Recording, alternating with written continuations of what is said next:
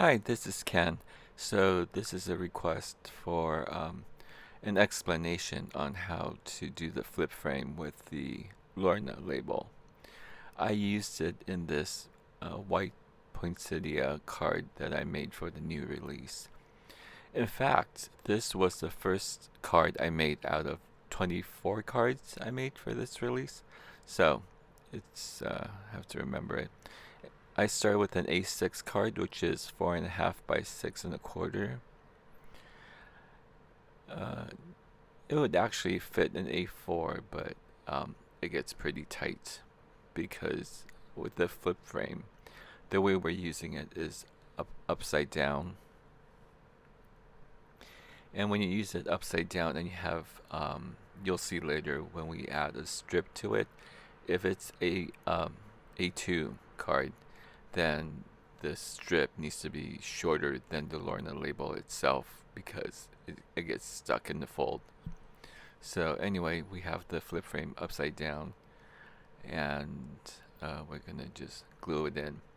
When we glue it in, we're going to glue it to the very bottom edge of the card, just to give it enough space up, because when it folds, the Lorna label is going to fold upwards. So we need to account for that. So this goes into the corner of the fold. Make sure the glue sets. Then you fold this down to the second fold and then just put glue on the first tab.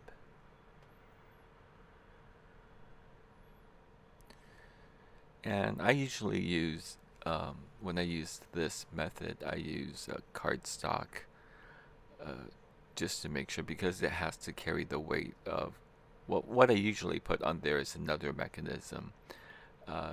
This time it's the Lorna label, but I've used the parcel pop-up on there before. I've used the collage pop-up. So it needs to have a lot of strength in this fold. So here is the tab, the strip, 3.5 by 1 inches, because the Lorna label is 3.5 wide, and it's actually 3/4 inches deep, but I gave it 1 inch for when you remember I had a charm ring with a little charm dangling in front, so I wanted to give it a little space in front of the box at the bottom of the Lorna label. So for this, you have to watch out on the edge. Leave around 1/8 of an inch to the edge. You don't want to get too close, but towards the fold, you definitely need about almost half an inch to clear the It has a catch point on the fold. If it's too close, it's gonna affect your mechanism. But shove the little strip all the way to the end, because it's gonna be like a normal fold. And now we're just folding the Lorna label. As usual, we make every fold. I believe there's one valley fold and the rest are all mountain folds. And there are 2 little tabs on the side, which is what we're gonna glue first. So for this fold, which is the major fold of the box, it's the second fold from the bottom up.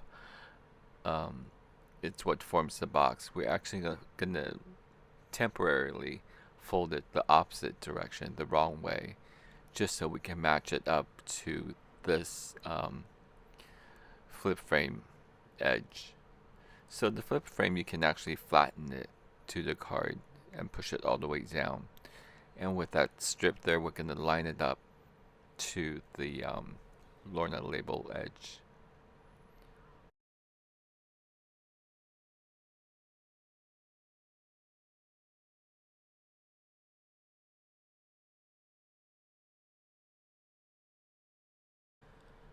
So you put glue on the little tabs and kick it back in, glue those two. And then for the top fold, we're just going to do the first fold. So there are 2 folds up there. Don't do the second fold, just do the top skinny fold and glue that down.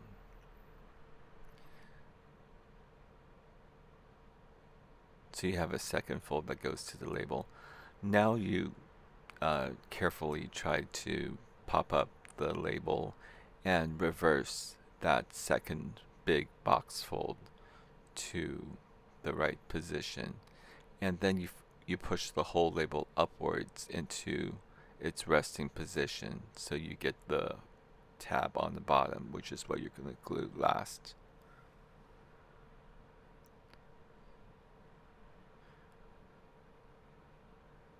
And just close the whole card and push it upwards, and that's how the flip fold is going to catch on to the box of the Lorna label.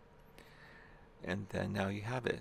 Just make sure it's glued tightly, and you have your Lorna label on top of the flip fold. Thank you for watching.